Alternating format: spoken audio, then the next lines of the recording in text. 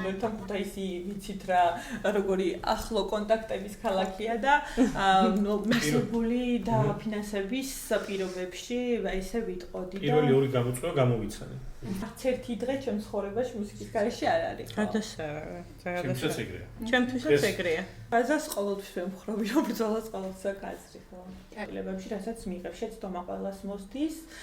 ხო და აი ფიქრობ რომ აი ყველაზე დიდი რისკი არის რომ არ გარისკო ხო და მე გამოჩან ყოველთვის სიმართლე გითხრათ როცა რაღაც პრობლემა არის საკუთარი თავიდან ვიწყებ ვიზების ცევნას ანუ ეგ ყველგან სულ ესია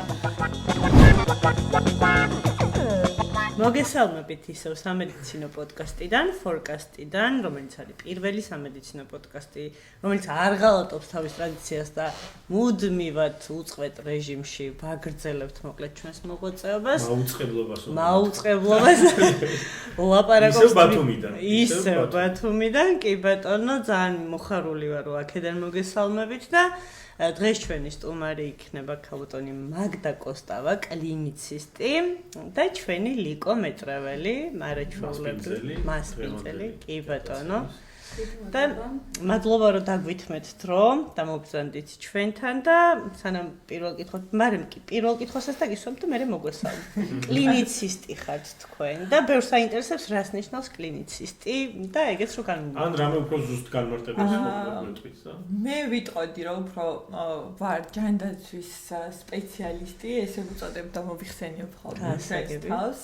ჯანდაცვის ნაწილში პოლიტიკის და მართვის მიმართულებით არის ჩემი სამაგისტრო ნაწილი, ანუ პროფესიის გარღვევების კუთხით აქეთ ავირჩიე და შესაბამისად უფრო მეტად მართვა, ორგანიზება, სხვადასხვა მიმართულებით პოლიტიკის განსაზღვრა მიმაჩნია იმ სფეროდ, რომელიც ჩემს განათლებას აგრძელებს, ესე ვიტყოდი და გლობალური საზოგადოებრივი ჯანდაცვის, პოლიტიკის და მართვის სპეციალისტი შეიძლება ესე უფრო კონკრეტულად რო ვთქვათ. თუმცა ამ კუთხით ჩემი ბაზისური განათლება არის სამედიცინო განათლება, უბრალოდ სპეციალიზაციის კუთხით შემდგომ ჯერჯერობით ავარჩიე ეს კუთხე, ვიდრე რაღაცა კონკრეტული მიმართულებით, რომ მქონოდა სპეციალიზაცია, რომლის ფარგლებში შევძლებდი კონკრეტული მიმართულებით, უფრო ძალიან ვიწრო სპეციალიზაციით პაციენტების დახმარებას.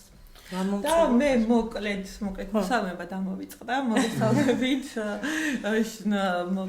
იმის განთვალისწინებით თუ რა გზა განვლევ ვიდრე თქვენ შეგხვდით მივესალმებით თქვენს მენელს პირველ რიგში ძალიან დიდი მადლობა მოწვევისთვის და ისეთივე საინტერესო ეთერს შევთავაზებთ იმედი მაქვს თქვენს მსმენელებს და განსხვავებულ მოსაზრებებს რომ როგორიც აქამდე გაქვს და არ ვუღალატებთ მოკლედ დიდი მადლობა, მაგდა დიდი მადლობა. განსაკუთრებული ეთერი იქნება ასე. განსაკუთრებული ეთერი იქნება, იმიტომ მაინც სამი ქუთაისელი ვართ აქ. ნუ ეხა. არ ყოფილა ეგეთ პრეცედენტი. მე სადღაც ახლოს ვარ თქვენთან, ეხა კი არ გედრებით, რა თქმა უნდა, თქვენ დიადი ქალაქიდან ბრძანდებით, მაგრამ მეც მიხარია რომ იმერეთი მაინც მირევია სისხლში რა. ხო, მოკლედ მაგდამ რაც ახსენა ბათუმის საცობებიდან გამომდინარე, მოკლედ გვიან დავიწყეთ გადაღება, მაგრამ მე არ არის რა თქმა უნდა არანაირი პრობლემა და მოკლედ კლინიცისტი ხო? ხო, მე თუ სწორად გავიგე, თქვენი განათლება არის სამედიცინო, მაგრამ უფრო პრაქტიკული გამოცდილება არის მართვა, მენეჯმენტი, ხო, სწორად გავიგე სისტემის აწყობა. დიახ. ოკეი, გავიგე და მანდ კითხვას მოვაყოლებ ერთი რომ ისეთი მომენტია რა, ანუ გასაგებია რომ განათლება არის სამედიცინო და ამაზე კიდევ ერთხელ ჩვენ ტრადიციული კითხვა ოჯახის გავლენა რა იყო. დიახ. და მეორე, რამდენად გეხმარებათ სამედიცინო განათლება აი ამ საქმიანობის წარმართვაში.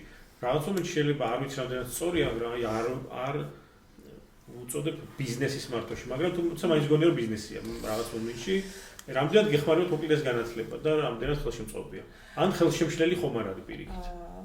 ხელშემშლელი არანაირად არ არის ნამდვილად, პირიქით ძალიან საჭიროა, ვფიქრობ და ძალიან ბევრი კუთხით თითოეული გადაწყვეტილების თუ ორგანიზების თუ ნებისმიერ საკითხის გადაჭრისას თუნდაც დისკუსიაში როდესაც შედიხარ სამეცნიერო სფეროს უშუალო პრაქტიკოს ექიმებთან ძალიან მეხმარება რა თქმა უნდა მათ ენაზე ვსაუბრობ საერთო ენა გვაქვს და ის განათლება და პრაქტიკა რაც მე სახელმწიფო სამეცნიერო უნივერსიტეტში განათლების ასენ განვლილი 6 წლის განმავლობაში მივიღე ძალიან ბევრ ყოველდღიურ პრაქტიკულ გადაწყვეტაში ძალიან მეხმარება. რაც შეეხება ოჯახურ გავლენას, მიუხედავად იმისა, რომ ჩემი ოჯახის წევრები, დედაჩემი და მამაჩემი არიან ექიმები და ჩემი პრაქტიკოსი ექიმია, მამაჩემი უფრო ჩემ ხაზს მოყვება, მოკლედ უფრო ორგანიზება მართვაშია გადასული და ეხლა უფრო მეტად ბიზნესით არის დაკავებული. ვერ ვიტყვი, რომ ოჯახურმა კუთხემ ძალიან წმინდა შემიძლია, რომ სამნი ვართ ოჯახში და არც ერთის პროფესიულ არჩევანში ჩვენს ოჯახის არც დედას და არც მამას მოკლედ არ მოუხდენია გავლენა რაიმე ისეთი ბიძგი არ მქონია. ჩვენ თვითონ მივედით, ანუ რომ სამივენი ამ სფეროში ხარ? არა, მე ვარ მხოლოდ ამ მიმართულებით. სამივე სხვადასხვა მიმართულებით ვართ, ერთი მიმართულება არც ერთს არ გვაქვს, თუმცა აი ხშირად ვეკითხები ხოლმე ჩემ თავს, რომ საიდან მოვხდი ამ სფეროში და ანუ შემიძლია ვთქვა, რომ აი არასოდეს სხვა პროფესიაზე ბავშვობიდან ხო არის რომ ვიღაცა რაღაცა მსახიობობაზე ან რაღაცა მოცემულობით ოცნებობს, მე ანუ არასოდეს ხო შეიძლება ამ პოზიციაზე. ანუ ბავშვობაში როგორ ფიქრობდით, აი კონკრეტულად რა მიმართულებაზე ფიქრობდით სამედიცინო? წმინდა და აი პროფესიული თვალსაზრისით ძალიან მინდოდა რომ გინეკოლოგია ამერჩია, ონკოგინეკოლოგია ძალიან მაინტერესებდა და მაგ მიმართულებით დავდიოდი აქტიურად 3 წლის ანუ მესამე კურსიდან მე-6 კურსამდე სხვადასხვა ქვეყანაში რომ მიმეღო პრაქტიკა და უშუალოდ თვეობით საზაფხულო ნაწილში მუშაობდი ხოლმე იქ და სულ აი ამ მიმართულებით ვიყავი ჩართული. თუმცა რაცა მე-6 კურსზე რო გადავედი, მოკლედ პარალელურად მუშაობდი მესამე კურსთან, ოღონდ უფრო ორგანიზაციაში, რომელიც სხვადასხვა კუთხით ჯანდაცვის ორგანიზებას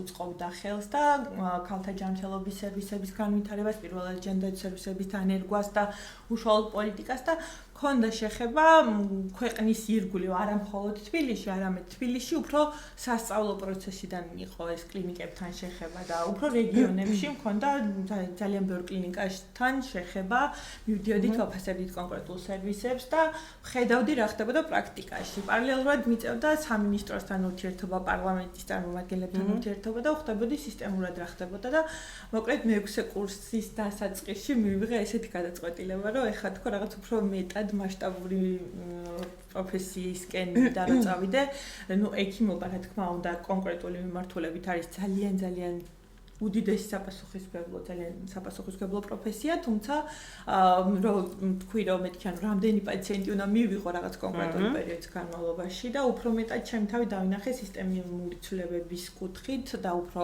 რაც სხვა მიმართულებით, ვიდრე ერთი პროფესიულ ჭრილში კონკრეტული პაციენტების დახმარებაში და ესე მოხდა ჩემი პროფესიული განვითარება, შეიძლება ესე ითქვას. აი ეხლა რა ძირითადი გამოწვევების წინაშე ხართ და აი რა ცვლილებებს ელოდებით თუნდაც თქვენი კლინიკის ჭრილში არ გამოწვევები ყოველთვის არსებობს და როცა რაღაც შედეგამდე მივდივართ, ყოველთვის გვინდა რომ ის შედეგი გავაუმჯობესოთ. ნუ სამეცნიერო სფერო კიდე ისე დინამიურად ვითარდება ყოველდღიურ რეჟიმში, რომ ანუ გლობალურადაც რო ავიღოთ და თუნდაც რეგიონალურად, ანუ რომ რაღაცა რო გავაკეთე და ეს დასრულდა, ასე ვერ იტყვი, იმიტომ რომ ყოველდღიურად გვაქვს სიახლეები, ყოველდღიურად უკეთესი იქნება, პაციენტები არიან გაცილებით უფრო ინფორმირებულები და პაციენტის მოლოდინები იმდენად შეცვლილია სხვადასხვა კუთხით და იმდენად მეტი მოთხოვნა აქვთ, რომ ვერ ვიტყვით, რომ აი რაღაც საკითხი მოგვარდა და ეს აღარ არის გამოწვევა. ანუ ამის ფუქნება სამწუხაროდ არ გვაქვს, იმიტომ რომ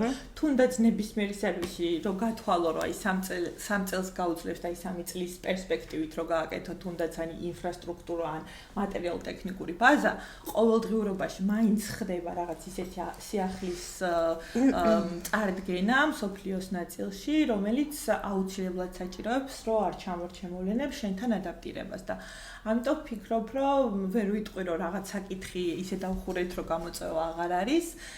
ყოველთვის გამოწვევები ალბათ ეგეც ინტერესს რა თქმა უნდა, ანუ ეს ძალიან დიდ мотиваციას გვაძლევს იმ კუთხით, რომ ყოველთვის გვინდა რომ რაღაცა სამეცნიერო მომსახურების განსხვავებული, პაციენტზე ორიენტირებული სერვისი შევთავაზოთ პაციენტებს, რომელიც უშუალოდ მათ საჭიროებებზე იქნება და არ იქნება მარტო რომ აი ეს სერვისი მაქვს და ნუ აი უბრალოდ დაიწეროს რომ ეს სერვისი მიიღებს ჩვენთან პაციენტი. ხო, აი დაკიდან გამომდინარე, რა ვიცი, ყოველდღიურობაში ძალიან ბევრი სხვადასხვა კუთხის გამოწვევა არის, როგორც გეგმიური, ასევე ისეთი, რომელსაც არ ელოდები და ვფიქრობ, რომ ეს გაცილებით უფრო საინტერესოს ხდის ჩვენს ყოველდღიურ საქმიანობას და იმ საქმეს, რასაც ვეხსახურებით და ვაკეთებ. ბოდიში, მინდა აღნიშნო ის ფაქტი, რომ რაც ქალბატონი მაგდა სათავეში უდგას საეკლესიო საავადმყოფოს, აი რადიკალურად შეიცვალა ამ კლინიკის როგორც ინფრასტრუქტურა, ინტერიერი, ასევე სხვა რაღაც სტანდარტები დაწეს და რაც იყო ერთი პერიოდი, გამეთანხმებით ალბათ, რომ რაღაც აი ერთ დონეზე იდგა და არ ქონდა წინსვლა. აშკარად აი დღეს უკვე რამდენი წელია დაახლოებით 6-7 წელია შეიმიძლია თამამად თქვა, რომ აი საეკლესიო საავადმყოფო ასოცირდება მაგდა კოსტოვასთან და ქალაქში რაღაცა ისეთ კლინიკასთან, რომ აი საიმედოობასთან. და სანდოობასთან. ძალიან დიდი მადლობა ამ შეფასებისთვის, თუ რა ვიცი, ამ მოსაზრებისთვის ესე ვიყოდი. ძალიან მნიშვნელოვანია ჩვენთვის თითოეული მოქალაქის თუ აი ადამიანის აზრი და აი ამას ვაქცევ და ის არის ჩვენთვის ვფიქრობ განსხვავებული მოცემულობა, რომ მე სულ ვეუბნები ხოლმე ყველას, რომ თუ ვინმეს რამე არ მოგეწონთ, ან ჩემი ახლობელი მოვიდა, ან ვინმე დამირეკა რომ მოიკითხა, ჯერ თუ მოიკითხავს, აი გაცილებით უფრო შეიძლება ესე ვთქვათ, რომ ისეთი მომსახურება მინდა რომ იყოს ჩვენთან კლინიკაში, რომ აი დარეკვის იმედი, რომ აი დარეკვის დროს რო შეიძლება უფრო ნაკლები ყურადღება მიაქცია, ვიდრე ისე, ანუ ის მოცემულობა, რომ აი რაღაცა აუცილებლად ვინმე უნდა ყავდეს სადღაც, რომ ყურადღება მოგაქცია, აი ეს არის ჩვენთვის იმდენად რადიკალურად ისეთი, ანუ ღირებული გადასარევინში სამხობთ.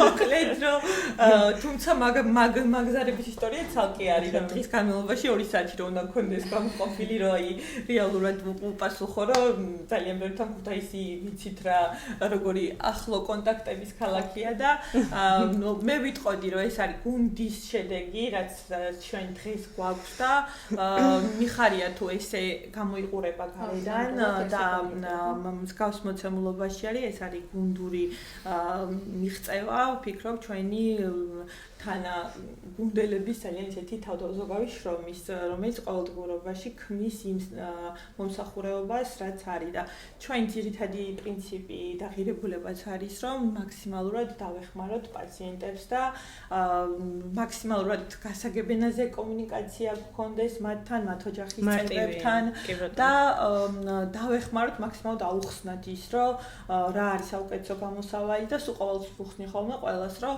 თუ დაუშვათ ისე შემოვლე ხოლმე და ის იკითხავენ, რომ აი ხوار გადავიყვანო სადმე სხვაგან და ნუ დღესაც აი რა ვთქვათ ახლა იმდენად ბევრი კონკურენტი გვყავს ჩვენს დაუშვათ ვიტყვი რომ აი ქუთაისის, თბილისის, იმიტომ რომ ანუ საკმაოდ სამისო ტურიზმი ძალიან აქტიურად იკიდებს ფეხს და პრაქტიკულად გარდა შიდა კონკურენციისა, გარე კონკურენციაც ძალიან მაღალი არის და აქედან გამომდინარე რომ უკითხავთ ხოლმე ჩემგან ხوار მირჩევ რომ სხვაგან გადავიყვანო, ყოველთვის ვეუბნები იმას რომ არასოდეს არ ვეტყვი ადამიანს, იმიტომ რომ თითქმის ყველა პაციენტის მონაცემები ვიცით და გავდივართ ყოველდღიურად ვინც ჩვენთან შემოდის და ანუ ისე რომ ვიხა ამას კი ვერ ვეხმარებით, მაგრამ არაუშავს, არასდროს არ დავტოვებთ მაგ ამბავს ისე, ანუ ყოველთვის ვეუბნები რომ 100% შემიძლია გითხრათ რომ თუ ჩვენთან ის კურნალობა და ის დიაგნოსტიკა ან ის ექიმი არ არის, პირადად გთხოვთ მოსვლას და გეტყვით რომ ჯობია რაღაც ხო, რომ აი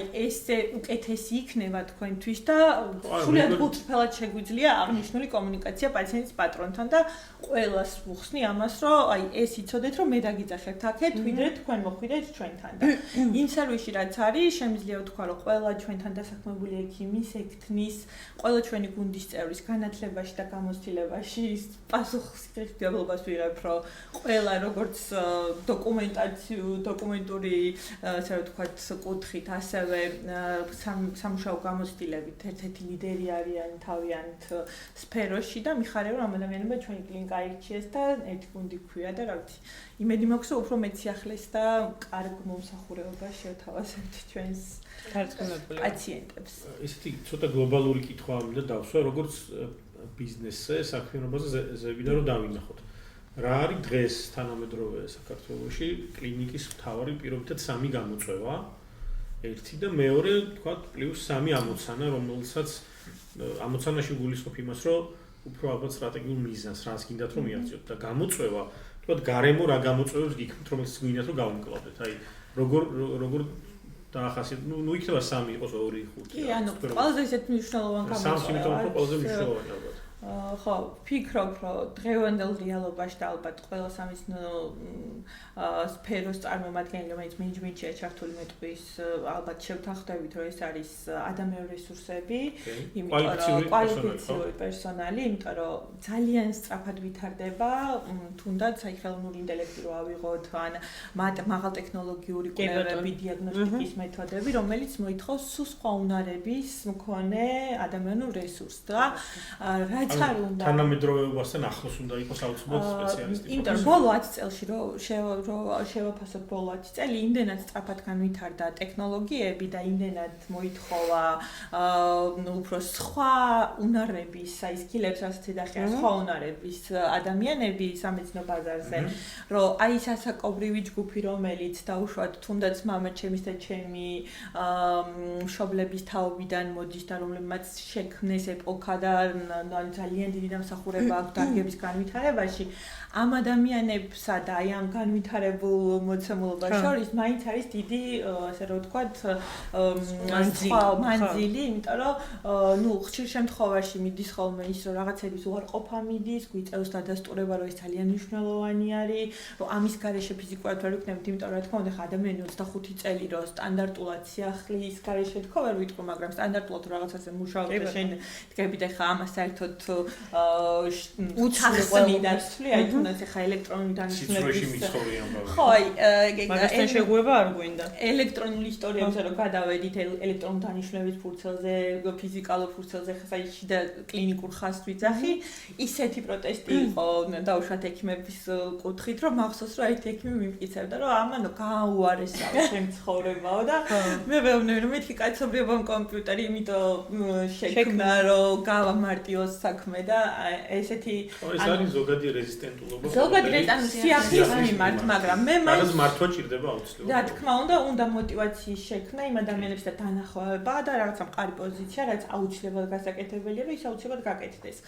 მაგრამ ანუ პირველ გამოწვევად დავასახელებდი ამას, განსაკუთრებით საშუალო რგოლს, ანუ ექთნების და საინტრების ნაწილში, ნუ აი სანიტარი ვავიღოთ ძალიან დიდ როლს ასრულებს, მაგალითად სამედიცინო და ძალიან დიდი პასუხისმგებლობა აქვს თუნდაც სანჰიგიენური პირობების უზრუნველყოფაში სამედიცინო დაწესებულებაში და აი განათლების კუთხით რომ რაიმე არსებობდეს და ასე შემდეგ რაღაც უფრო ჩარჩოში რომ იყოს მოქცეული, ეს არ არის და ჩვენ გვიწევს რაღაცა კონკრეტული საგანმანათლებლო აქტივობების დაგეგმვა იმისთვის, რომ ამ ადამიანებს ძალიან მნიშვნელოვანი ინფორმაცია მივაწოდოთ და გარდა ამისა, ნუ ექთნების კუთხით შემიძლია გითხრათ, რომ ეს არის განლევადი მოცემულობა, იქიდან გამომდინარე, რომ მიუხედავად იმისა, რომ ქუთაისში არსებულ რამოდენიმე კოლეჯთან, რაც არის მემორანდუმით თანამშრომლობს, ძალიან გვიჭირს. სულ პრობლემა არის და ანუ პირადად წავედი ერთხელ არ ჯეროდა რომ მეთქი ანუ რომ მივდივარ და პრეზენტაციას ვაკეთებ როგორ შეიძლება 40 კაციდან მოვიდეს სწორი არც ორი არ მოვიდეს დაახლოებით ხო და ან წავედი პირადად რომ მეთქი ანუ უნდა მივიდე და მეთქთან გავაკეთო პრეზენტაცია თქო და გავაკეთე პრეზენტაცია და მე ბოლოს დავსი კითხო რომ მეთქი რამდენის გაქვს სურვილი კლინიკაში მუშაობის თქო და ორმა ადამიანმა ეწია ხელი და რამდენი მუშაობთ მაგალითად სხვაგან და აწია ანუ ეს სხვაგან არის ძირითადად რაღაცა სუპერმარკეტები, მოლარები და ესე.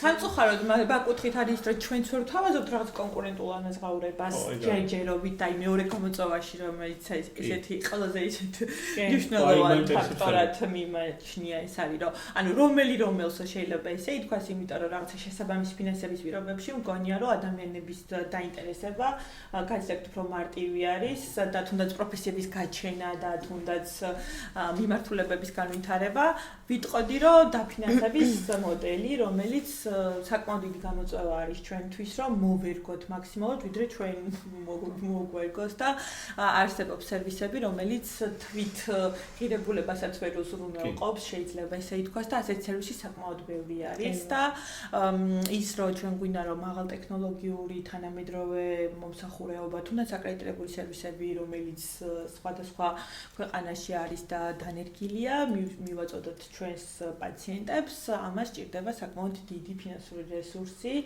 როგორც ბიზნესის თვალსაზრისით თუ შევხედავთ და არა როგორც თავშოთ, ბიზნესის თვალსაზრისით ნებისმიერ ბიზნესმენისთვის იქ სადაც შეიძლება მან გააკეთოს ძალიან დიდი ინვესტიცია და აქედან შორს პერსპექტივაშიც კი გაჭირდეს, არ ჩანდეს რა, როგორ ხო, ანუ ამის გარეშე ხო ახლა მაგალითად მე რომ მინდა რომ რაღაცა ძალიან ისეთი ინოვაცია დავნერგო და ეს ინოვაცია ღირს მაგალითად მილიონი ლარი ან ნაკლები, იმიტომ რომ იცით რომ მაღალ ტექნოლოგიური დანადგარები, რომელიც ასე ვთქვათ, გაცილებით უფრო ღირებულ დიაგნოზებს იძლევა, ეს არის ძალიან მაღალ ბიუჯეტური დანადგარები, ანუ რომ დავდოთ მაგალითად ამოღების მარტივი მექანიზმი ძალიან გაგუჭირდება, განსაკუთრებით იმ მოსახლეობის რაოდენობას თუ ავიღებთ, მაგალითად ახლა ჩვენ ქუთაისის წარმომადგენლები ვართ და ქუთაისშიც მოსახლეობის რაოდენობა მუდმივად მცირდება და გარდა ამისა დაფინანსების სქემაც რო ვთქვათ ახლა რომ რაღაცა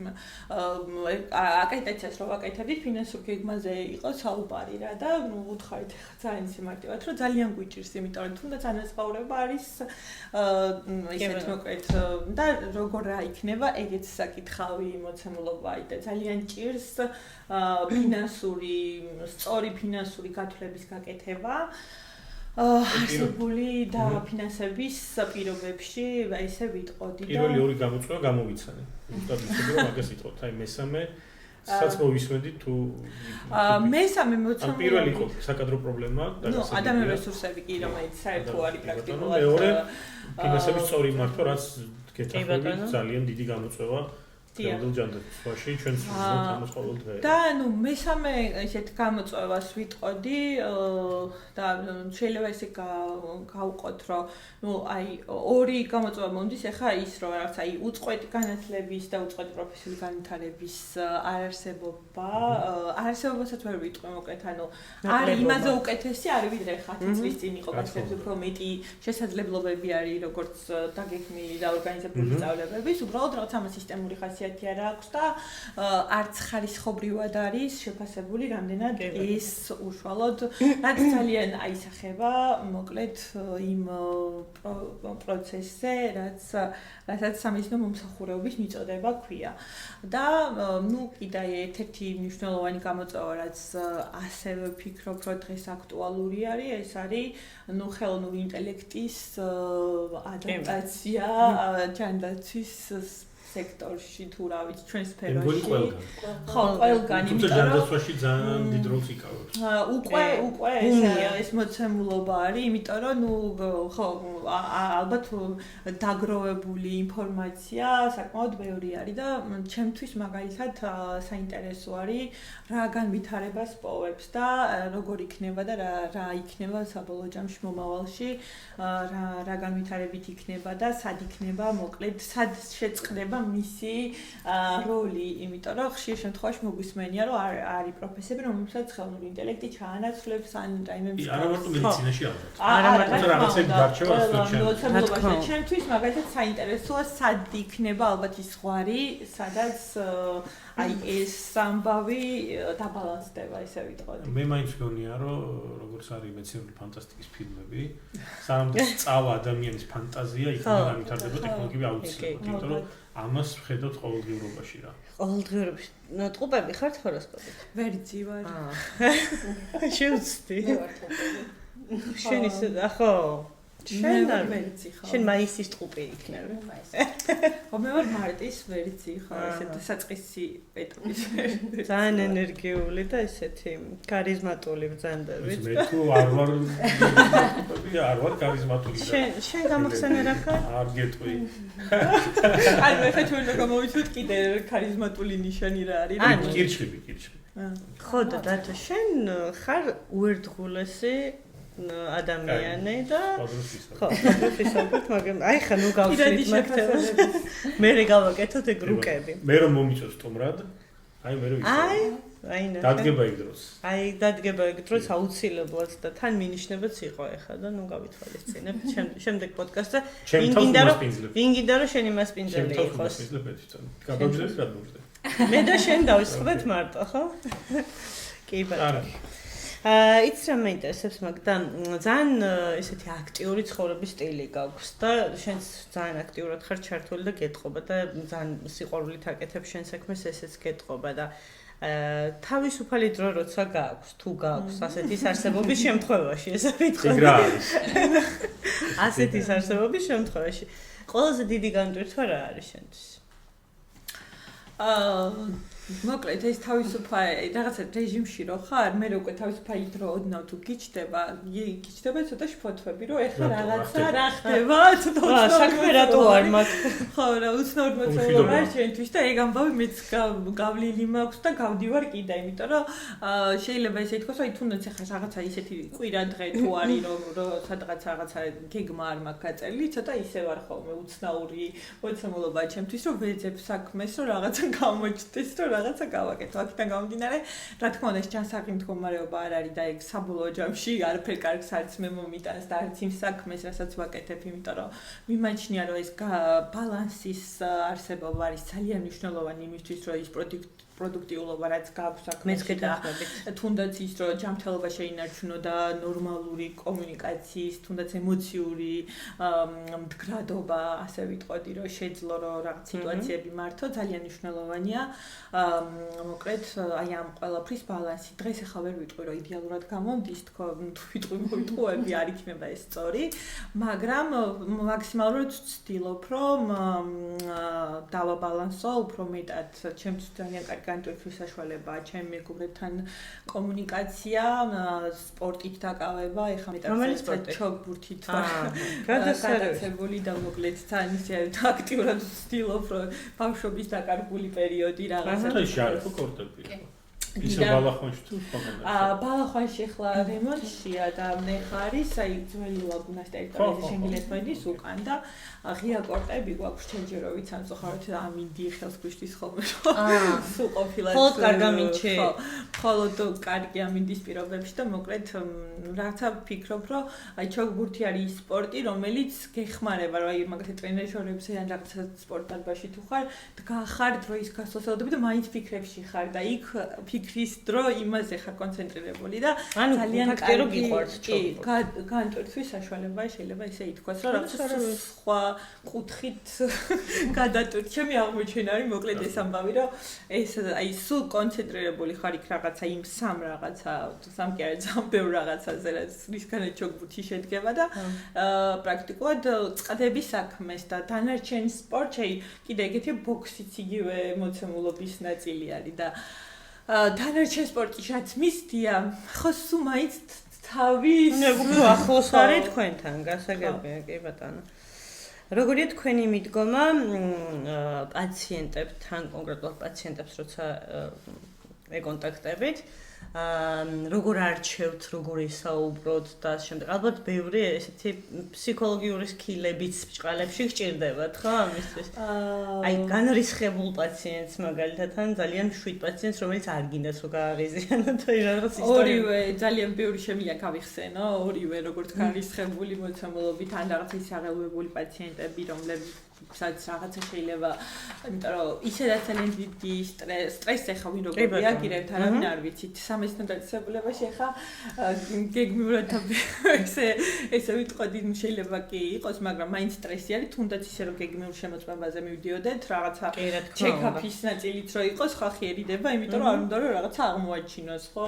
რომ აი ყველაფერს გაურბივართ მაინც და სტრესს ახლა ვინ როგორ რეაგირებს, ზოგი კეთილად, ზოგი წყნარად და ასე შემდეგ და მე მაქსიმალურად ვცდილობ რომ ვიყო გულწრფელი, თუ გაღიზიანებული არის ადამიანი, რომ ვაცადო ამ თავისი ემოციების გამოყოფა და თან უკვე ვხვდები, რომ რაში არის მისი ძირითადი გაღიზიანების მიზეზი და ვცდილობ რომ რაღაცა იქითკენ კონცენტრირდე, აუცილებლად ვუსმენ და მაქსიმალურად ვცდილობ რომ ვიყო გულწრფელი, თანაგრძნობა გამოუხატო და როცა უკვე რომ მიუხვდები მიზეზი რა არის, ძალიან დეტალურად ავუხსნა, აი რაღაცა უმარტივეს სცენაზე შეიძლება ესე ითქვას, რაში არის პრობლემა, რაში არის გამოსავალი და სულ ვცდილობ აი ყველა მიცის ეგ რომ აი ყველაზე ტერმინალურ პაციენტს ის პატრონთანაც რო შევდივარ, აი 1%-იანი შანსი ხო არსებობს და აი იმ რაღაცა შანსის ირგვლივ დავიწყებ ხოლმე ლაპარაკს და ეხლა ალბათ ჩანაწევს ნახავს და მაგალითად რეანიმატოლოგი ჩემთან ერთად თუ შემოდის და საერთო გასაუბრება გვაქვს ხოლმე ის მოუღებს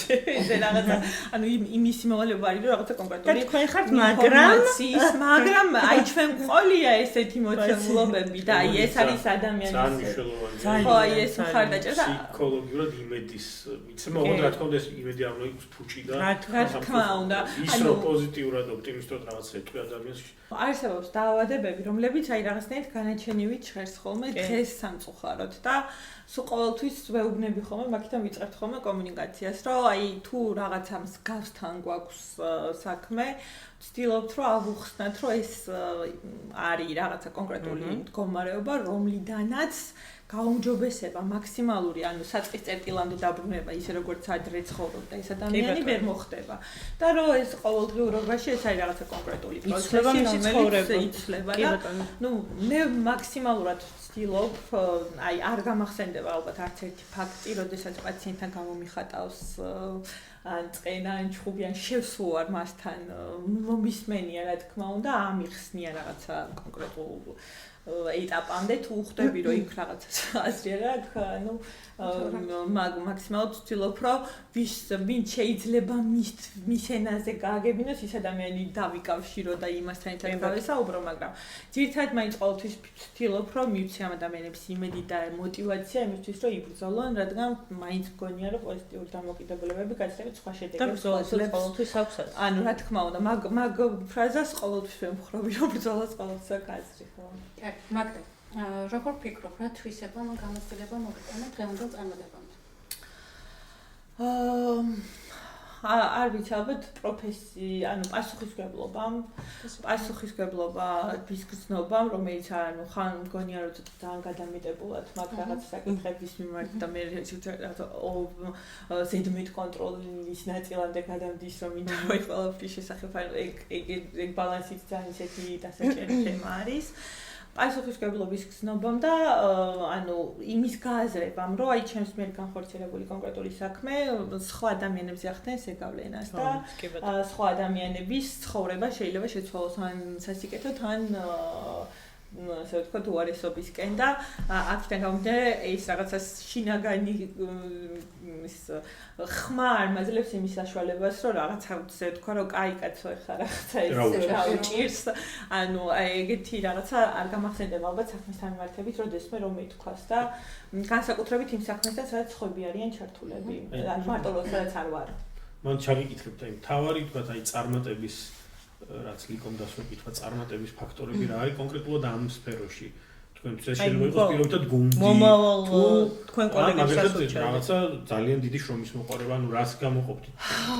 გუნდს ძალიან დიდი მნიშვნელობა აქვს თუმცა არსებობს გადაწყვეტილებები რომელიც გააქვს კონკრეტულად ხელმძღვანელობამ მოცემულობებს პირადად არის მისაღები იმიტომ რომ ანუ ყველა ამ გუნდში მე საბოლოო ჯამში ცდილობს რომ მოგაწოდოს ისეთი იდეა რომელთაც დაგიცავენ რომ რაღაცისგან ესე რომ ვთქვათ ზიანი არ მიადგეს ამ საქმეს და ეს არის ეს ანუ საბოლოო ჯამში რაც გადაწყვეტილებების ტვირთი ხშირად არის ხოლმე იმ ხელმძღვანელ პოზიციაზე და ანუ თუნდაც აი თანამშრომელთან რაღაცა ხელშეკრულების შეწყვეტა ან რაღაცა არასასიამოვნო კომუნიკაცია რომელიც მე ხშირად მithქვას ხოლმე ეს არის ჩემი პოზიციის ტვირთი, რომელიც უნდა აუცილებლად გადასაწყვეტი ამბავია და აქედან გამომდინარე, ანუ კომპონენტებს თუ ვიტყვი, გუნდი რა თქმა უნდა ძალიან მნიშვნელოვანია, მაგრამ ასევე მნიშვნელოვანია და ყველაზე ისეთი ძირეული არის ის, რომ დარწმუნებული იყო იმ საქმეში და გჯეროდეს, რომ ეგ ამბავი ძალიან მნიშვნელოვანია და მაქსიმალურად დაგეგმო ისე, რომ ყველა რისკი გათვალო 100%-ით ვერ გათვლი რა თქმა უნდა რისკებს, მაგრამ მინიმუმამდე დაიყვანო და დარწმუნებული იყო, რომ აი ეს აუცილებლად გასაკეთებელია და მე უკვე შენ რომ ესე მუშაობ ამ იდეისთვის, მე გუნდის აუცილებლად მოყვება. ანუ გუნდში დაბნეულობა არ უნდა გამოიწვიო რაღაცა კონკრეტული, იმიტომ რომ რა თქმა უნდა 100%-იანი შედეგი ვერაფერში ვერ გვექნება ამ სამყაროში ყოველ შემთხვევისთვის და ვფიქრობ, რომ იყო აუცილებლად საკუთარ საქმიანობაში მაქსიმალურად გულწრფელი და თავდაჯერებული იმ გადაწყვეტილებებში, რასაც მიიღებ, შეცდომა ყველას მოსდის. ხო და აი ვფიქრობ, რომ აი ყველაზე დიდი რისკი არის, რომ არ გარისკო, ხო და აქედან გამომდინარე, ჯანსაღი რისკი ყოველთვის მარკ ზუკერბერგის ფრაზა არის და ხო და მოკლედ მეც მაგ კუთხით ვარ, იმიტომ რომ ხო აი დღეს შეიძლება რაღაცისთვის არ იყო მზად, მაგრამ რაღაცა აუცილებლად უნდა გააკეთო, ანუ უძრავ მდგომარეობაში ყოფნა აი უჭერდა არ შეიძლება. აბსოლუტურად ვიზიარებ ამ ფილოსოფიას. უძრავ მდგომარეობაზე გამახსენდა. აი ეხლა რო ჩათვალოთ, რომ ერთი თვით არ მუშაობთ. აი არანაირი საქმე არ გაქვთ, არანაირი პაციენტები, არანაირი საქმეც არ ფუჭდება თქვენს გარეშე, აბსოლუტური პასუხისმგებლობა აქვს აღებული სხვა ადამიანს და აი როგორ დაგეგმავდით ამ ერთ თვეს? ვიყიდიდი ის ბილეთს და წავიდოდი და ერთი თვე დავიტანებოდი ძალიან ბედნიერად, ხო და მიმოგზაურებდი და აი მოგზაურობა ძალიან მიყვარს, როგორც ქვეყნის შიგნით, ასევე ქვეყნის გარეთ და ნუ იტალია ძალიან დიდი რესურსის ქვეყანაა და ჩემი ფავორიტი არის ესე რომ ვთქვა, ყველა ვიცი ჩემმა მეგობარმა რომ იტალიურადაც ხომ ასაუბრებ. ვცდილობ რომ ვიმეცადი რომ ვისწავლო ეგ ამბავი და აქედან გამომდინარე ალბათ ძალიან დიდი შემოვნები ცხოვრებდით ისე? ანუ აი ამას რო შევეშვათ აქაურობას, თქვენ პასუხისმგებლობებს. იმდენად მიზიდავს ეს ყველაფერი და იტალია არის ქვეყანა, რომელიც აი ჩემთანაც აი ჩემში ასოცირდება სილამაზესთან, იმ ურთიერთობებთან, რაღაცა ბედნიერ აურასთან, რაღაცა აი ძალიან ბედნიერ ფერებთან, ხო? ეხლა დღეს თუ მკითხავთ კი შემოვნებით ვიცხოვ. აი რომელი რეგიონი მოგწონს ყოველთვის? აი სამხრეთის რეგიონი მოკლედ ძალიან ისეთი ხო მიზიდავს და აი ნამყოფიც ვარ ბევრს აი თუ სადმე რამე მაქვს უკვე მეგობრები მეუბნებიან რომ აღარ ახსენო ეგ აღარ მოყვებით წადიშენით დავით დაგვანებე მაგრამ მოკლედ მე ჩვენ ხო და მე ვამბობ იმას რომ მოკლედ არ ვიცი სიმართლე გიხართ ეხლა ხანდახან მიფიქრება ხოლმე რომ რადგან ისე ძალიან მინდა რომ იქაური ცხოვრების გამოცდილება მქონდეს რაღაცა მოვძებნო რომ დავაკავშირო რომ თუნდაც რამოდენიმე თვით გადავიდე საცხოვრებლად რომ გავიგო ვინც იქ ცხოვრობს ხოლმე ზოგი ანუ ვერ გაიგებ იმათი რეკომენდაციებით იმიტომ რომ ზოგი დადებითად ახასიათებს ზოგი აი ისე უარყოფითად როგორც ხალხს ასევე გარემოს და ნუ ეხლა ჩემთვის ეს არის რაღაცა აი იდეალური სამყარო ხო არის ჩემთვის და ესეთი იტალია ესეთ გამაგარია სივრცესთან არის ჩემთან ასოცირებული თავისი ყველა ქალაქით და ფერებით და აი ამ განწყობით რაღაცა ფეხბურთშიც იტალიის ფანტასტიკურია რა ყველაზე ლამაზი ენა ჩემთვის ხო ენაც ეს შესტებით ეს ემოციაც ეს რაღაცა მოძრავ მოქმედებაც რაღაცა ხასიათი ხო ხასიათი ჩანს ამ ხალხში ხარ ვიცი ეს რამდენად გულწრფელი მე ვისთან თქვენია კომუნიკაცია ყოველ შემთხვევაში საკმაოდ გულწრფელი ადამიანები არიან იმ კონკრეტულ მომენტში რა მომენტშიც აქვს ჩემთან ურთიერთობა და დანარჩენი ხარ ვიცი და აქედან გამომდინარე ალბათ სიამოვნებით სტილი ცხოვრება სხვათა შორის ცოტათი გვაკლია ოდნავ რაღაცა ანუ არ ვართ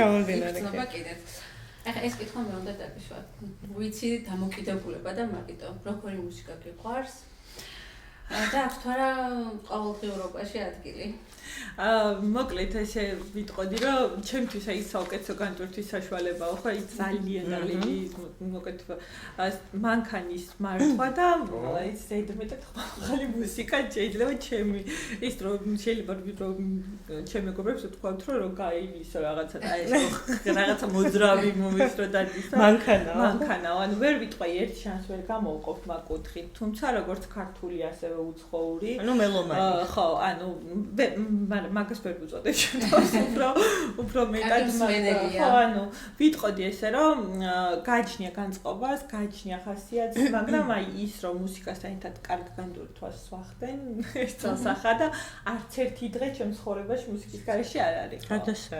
ჩემთვისაც ეგრეა. ჩემთვისაც ეგრეა. ჩემს კოლეგებს თავი შევაწყინე მე მგონი თელი დღე მუსიკით. არა, ჩვენ ზოგადად გავეთ. ეს თავი უნდა შეაწყო. არა, ხო. არა, ყველას არ სიამოვნებს ხო მუსიკა მეც ვიცი და მე მგონი ანუ არც ეგ არ არის დასაწყისი, უბრალოდ ჩვენ კარგია რომ მუსიკის მოყვარული ადამიანები შევიგრებთ. თუმცა იმათაც რა თქმა უნდა პატივისცემა ჩვენგან. რომელიმე წიგნს ან ფილმს თუ გამოარჩევდით, აი უცებ რო გაგახსენდებთ, რომ აი ამ ფილმმა, წიგნმა და თუნდაც ერთმა წინადადებამ აი ძალიან დიდი გარდატეხა მოახდინა ჩემში. ფილმებთან დაკავშირებით დავიწყებთ ის, რომ ან ვუყურებ რა თქმა უნდა ახალ ფილმებსაც გამოდის, მაგრამ ვერა რო გითხარ ხო მეხსიერება მაგ ხით მარტივად მოვიწყდება ხოლმე. შეიძლება რაღაც კონკრეტულ მომენტში კიდე რაღაცა მაგ ჩემს საყვარელი ფილმები, რომელსაც შეიძლება 10 ჯერ ვუყურო ან რაღაცა ისეთი მოწამლა. წიგნებთან მიმართებით ეხლა მაგალითად ბოლო რო თუ წიგნების კითხვის ეგ ჩემ რუტინაში რაღაცნაირად ჩასული. ანუ ვცდილობ და ყოველდღიურად დღის ბოლოს რაღაცა, აი 20 წუთი რო წავიკითხო. კი, ძალიან კარგი რუტინაა, სხვადასხვა. 20 წუთით რაღაცა და იქ მიდევს წიგნები და მონიშნული მაქვს, რომ აი ის ვიცი, რომ ის მე დავანთო, რომ მე რაღაცას ვიყიდი ახალს აიწყო და აი რაც თავების მიხედვით ვკითხულობ, მე რაღაც რევიუებს ვკითხულობ, რომელი უფრო დაუშვათ მნიშვნელოვანი საინტერესო არიან მოკლე შეჯამებები. საუბარი მხატვრული ლიტერატურაზე. მხატვრული ლიტერატურაზე ცოტა ნაკლებად, ხო, აი უფრო მეტად ხო, მხატვრული ლიტერატურის ამბები, პროფესიული ლიტერატურაზე და უფრო აი მართვასთან დაკავშირებული ამბები და აი ბოლო წიგნი რაც შემიძლია რომ გავიხსენო, იპოვე შენი რატომ, ანუ სიმონ სინეკის საკანცელო ცნობილი და ხო, ბევრი ბესტსელერების მოცემულობა და აი ძალიან მნიშვნელოვანია, ალბათ წარმატების ერთ-ერთი კრიტერიუმიც არის, რომ იპოვო ის საქმე და იპოვო აი თქვა თქვენ ტივიკაზე რატომზე პასუხი თუ გაქვთ? კი. და რა არის? ეს არის ის ყოველდღიური ემოცია და ყოველდღიური კომუნიკაცია ჩემ გუნდთან და პაციენტებთან და ის რაღაცა ძალიან ბევრი დადებითი ენერგია, რაც ყოველდღურად მე მხვდება იქ. იმიტომ რომ ან ზოგადად ახლა არ ვიცი შეიძლება ბირძის ხასიათიც არის, აი არ შემიძლია იძულებით, აი რომ მითხრას ვინმე ეს გადაიტანე ჭიქარზე რომ მითხრას, ხო? საქმეს არ გავუფუჭებ, მაგრამ აი იძულებით ვერც განათლებას დავასრულებდი. ვერც აი ერთი დღე ვერ ვიმუშავებდი, ვერსად შეიძლება ესე ითქვას, რომ ვიცოდე რომ აი აქ იძულებით შეიძლება რაღაც კონკრეტული საქმე დავამთავრო და ხარში არ დავტოვო. მაგრამ იქ ხანგრძლივად ვერ გავჩერდები. შესაბამისად, აი ეს შენი რატომის პოვნა არის ძალიან მნიშვნელოვანი და აი ძალიან გეხმარება, როცა მაგალითად მე ვიცი ხოლმე, რომ ძალიან რომ გამიჭირდება ხოლმე ისე რომ გადავიწევი რაღაცა ძალიან ისეთი კრიტიკული მდგომარეობა რო არის, რომ აი ყოფნა არ ყოფნის ამბებში ძალიან გეხმარება დაუბრუნდე იმ თავის საწყის იდეას, რომ რაღაცა ის გამძლეობა შეგემატოს და გააგრძელო ამ საქმისთვის ბრძოლა და ხო, ბევრ მიმართულებით არის ეს რატოს აძებნი ცხოვრებაში და სულ ვერ ვიტყვით. მე მგონი ერთ-ერთი მთავარი მიზეზი ზუსტად ის არის, იმიტომ რომ მაინც შეიძლება ძალიან კარგად არ ვიცნობდეთ საკუთარ თავებს, მაგრამ ის რომ ემოცია მაქვს დადებითი და სიამოვნებას განიჭებს შენი საქმე, ეგ უკვე პასუხია მაგ რატომზე და შესაძლოა ძალიან ბედნიერება მაგის პოვნაც, რა თქმა უნდა. მნიშვნელოვანია ხო, იმიტომ რომ როცა გრძნობ რაღაცა კონკრეტულად სხვებისთვის სასიკეთო ამბავსაც აკეთებ და ეს იბრუნდება თან აი ზოგი